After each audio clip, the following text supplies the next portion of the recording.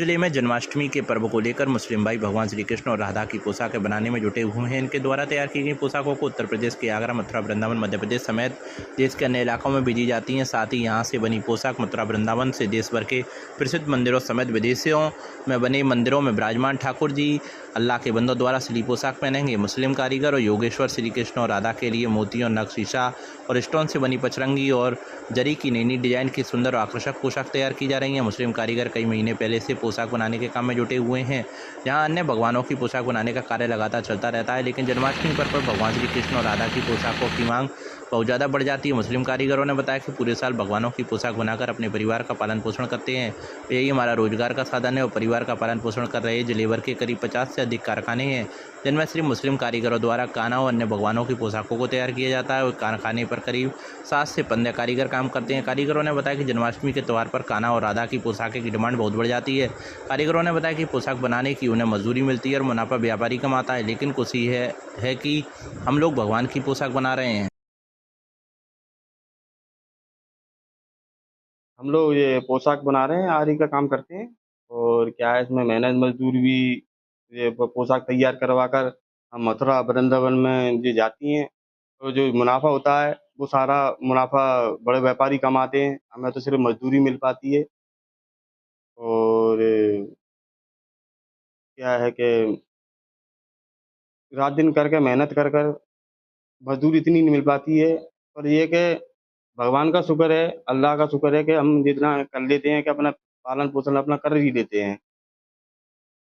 और जो हम चाहते हैं कि इस काम में थोड़ी-सी मज़दूरी बढ़ जाए, तो औरों का भी पेट भर जाए। हम धौलपुर ज़िले के रहने वाले हैं, यहाँ पे भी काफ़ी कारखाने हैं, लोग अब काम भी करते हैं बेचारे, मतलब परेशान है, चल रहे यार काम इतना ही है कि आजकल के टाइम को देखकर इतना पैसा है नहीं इसमें। आज ये महँगाई के ज़माने को लेकर इतना पैसा इसके अंदर है नहीं।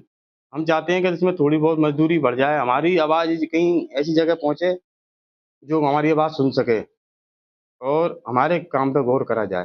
प्रसिद्ध मंदिरों समेत विदेशों में बने मंदिरों में विराजमान ठाकुर जी अल्लाह के बंदों द्वारा सिली पोशाक पहनेंगे। मुस्लिम कारीगर और योगेश्वर श्री कृष्ण और राधा के लिए मोतियों, नग, शीशा और स्टोन से बनी पचरंगी और जरी की नई नई डिजाइन की सुंदर और आकर्षक पोशाक तैयार की जा रही है। मुस्लिम कारीगर कई महीने पहले से पोशाक बनाने के काम में जुटे हुए हैं।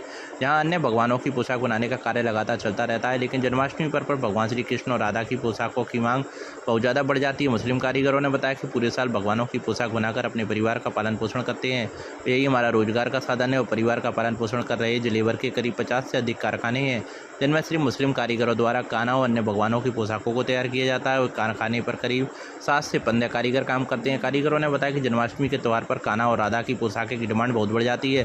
कारीगरों ने बताया कि पोशाक बनाने की उन्हें मजदूरी मिलती है और मुनाफा व्यापारी कमाता है, लेकिन खुशी है कि हम लोग भगवान की पोशाक बना रहे हैं।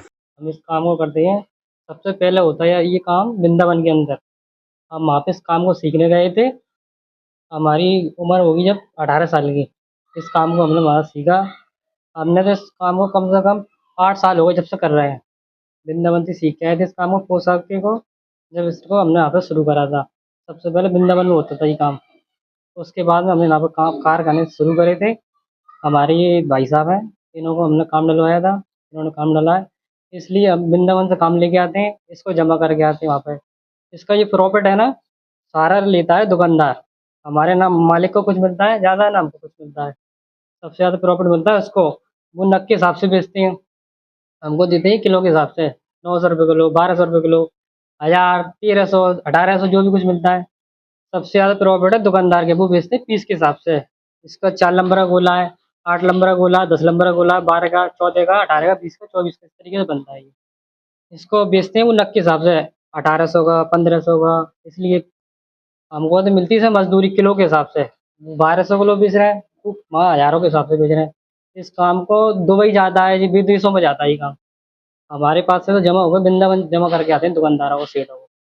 हमारे इसमें कोई ज़्यादा प्रॉफिट नहीं है, हमको तो कोई 250, 300 मजदूरी मिलती है बस।